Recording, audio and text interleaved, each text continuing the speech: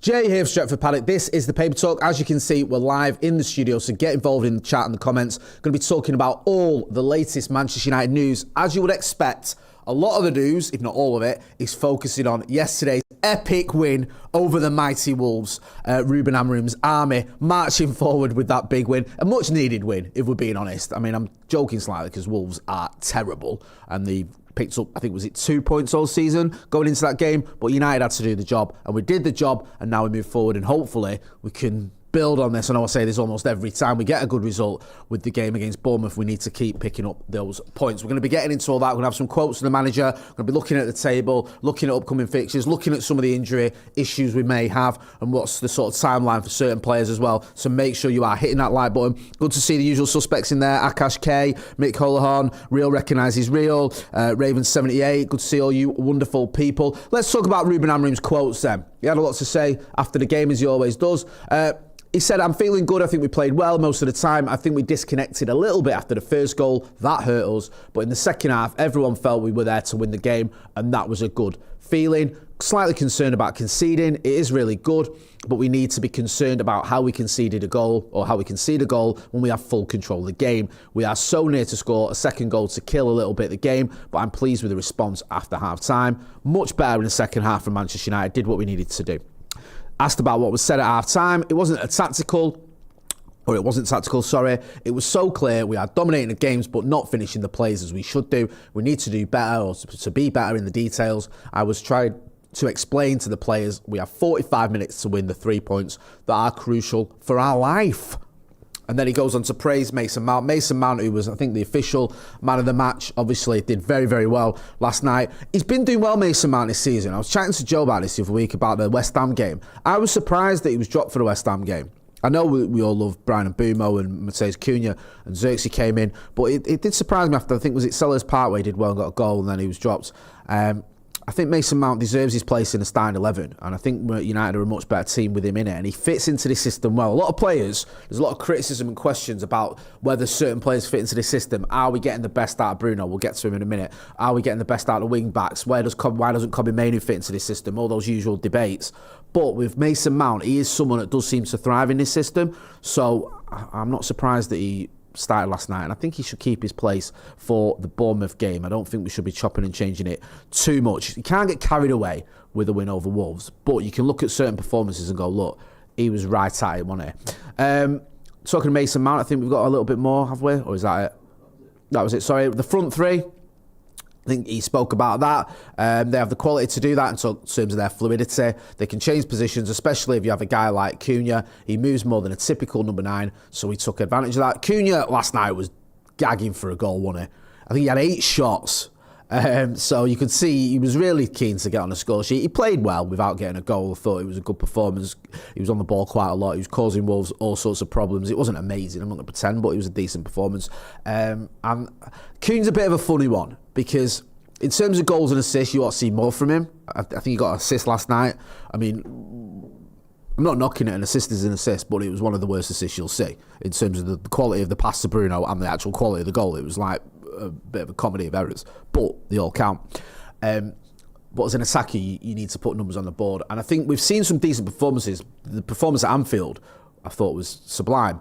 But you do need to see goals and assists from your strikers or your attackers, and I'm sure they'll come. He's a top quality player. I wanted him at United. I'm glad we got him, and I'm still glad we got him, so I'm not concerned about Mateus Cunha in the slightest. Let me know what you think. Get involved in the chat. Let us know what you think about the quotes from the manager, what you think about the performance. It's a weird one, isn't it? Because, look, as a United fan, you should enjoy your wins.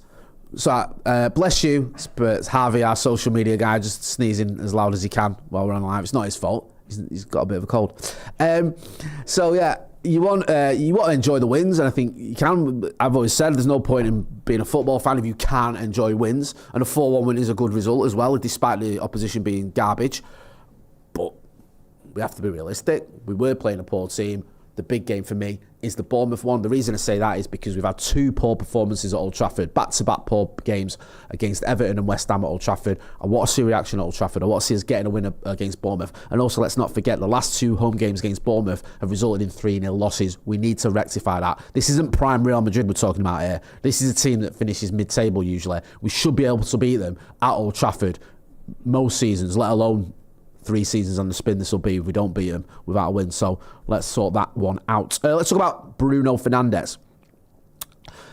I mean, this guy, man, seriously, one of the weirdest debates I think we've had as United fans over the past 5 years is about Bruno Fernandes, 4 or 5 years, however long it's been, about his worth to the team. I mean, I get you can question certain things he does and criticise certain actions he does, but on the whole, he's been phenomenal for Manchester United. And he still continues to put numbers on the board and performances in that just elevate the team. He says there, you can see it from our tweet, Bruno Fernandes now leads the Premier League in assists this season, with tonight's performance taking him to 10 goals and assists in just 15 games, all from a deeper midfield position to Magnifico. I mean, he's just doing what he does best. What was it last season when it's something like 18 goals and 18 assists or something? Or something like that, wasn't it? Correct me if I'm wrong, but it was a lot, considering the team struggled and finished 15th and was terrible for a lot of the season. And this season, again, he's putting numbers on the board from a deeper position, doing what he does best. I'm glad we got Bruno Fernandes. You know my thoughts on him. Let me know what you think. AB Chaplin says Bruno is the best number 10 in the world. Bob Relf says, morning all, morning Jake, looking sharp. Don't forget, merchandise is available. I'll put a little link in the chat. There should be a link in the description as well. Got a little graphic there you can see. Very nice. Go and check out the merch. What date are we on now? You probably, if you're into the UK and you ordered this week, you should get it in time for Christmas. Overseas, I don't want to guarantee that because I can't. But if you are ordering for the UK and it's for a Christmas present or for, Christmas present for yourself or someone else, you should be okay. Yeah, I love Bruno Fernandes. There's been a debate on it. Are we getting the best out of him? I prefer to see him in the 10. But there's times when he does push forward anyway from that deeper role. And especially when you've got someone like... There's a lot of sort of fluidity without the team. I think Mason Mount drops deep sometimes. Casemiro pushes up. Bruno Fernandes drops deep. Bruno Fernandes pushes up. Bruno Fernandes is doing well. He really is. I still think there's certain tweaks we can make at Manchester United. I don't think it's all sunshine and rainbows. But last night was much, much better. The FA Cup draw. Anyone who's got a season ticket, your payment will have already gone out. Mine went out this morning. They don't mess about at the Old Trafford. So Jim waiting to get them Christmas pennies in. We're playing Brighton at home, which is going to be a tricky one. Our record against Brighton ain't the best. I know we beat them it was about a month and a half ago, whenever it was. But over the last few years, our record at Old Trafford against Brighton hasn't been great. A bit of a tricky one, but one I expect Manchester United to win. I expect us to beat anyone at home. Even the likes of City and Arsenal, I think we should be beating everyone at home. I just do. I know we don't, but I expect that. I certainly think we should be able to beat Brighton at Old Trafford. Tough game, though. Tough game. Got some big games coming up now for Ruben Amorim. This is the time when you look at it and you go, this is going to sort of dictate where this season is going to end up. If you're looking at the Premier League table, United are up to the dizzy heights of 6. We're level on points with Chelsea, or they've got superior goal difference. Now, Crystal Palace, I mentioned this last night, who were 1 point above us in 4th. They've got to play City this weekend. So that's a tough one for them. Obviously, one of City and Crystal Palace is going to drop points. Liverpool are having one, aren't they? They're just all over the gaff. Everton are 1 point behind us.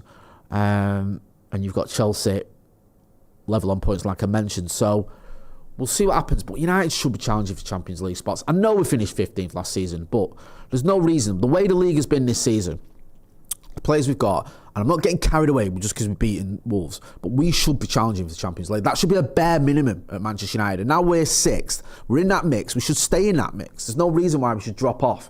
We should keep going. Keep that momentum going. Let's talk about Benjamin Sesko.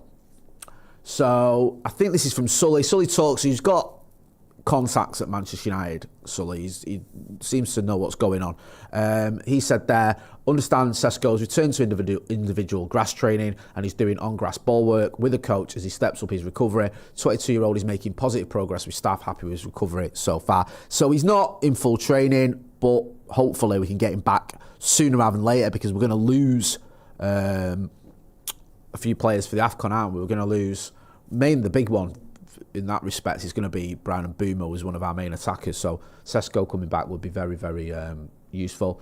We're seeing a little bit more there. It says Benjamin is feeling very well. His rehabilitation is progressing according to plan. It's hard to say precisely when he will return. That will be up to the medical staff and the manager, but I think we'll expect him back on the pitch very soon, maybe even sooner than expected. So I doubt we're going to see him for the Bournemouth game. Maybe What do you reckon? Boxing Day, is it Newcastle? Can we get him back for that one? We'll have to wait and see. Let me know what you think. When do you think we need him back? Have we missed him? I know he's people can sort of boil it down. He's only got a couple of goals, but I think he's played well, Sesko. I think we're a better team when Sesko's available. And I think he's one of those as well that he brings something different when he comes off the bench too, whether he starts or he doesn't start. I do like Benjamin Sesko. Rid in it says could be on the bench maybe. Have to beat Bournemouth, says Mick Hullahan.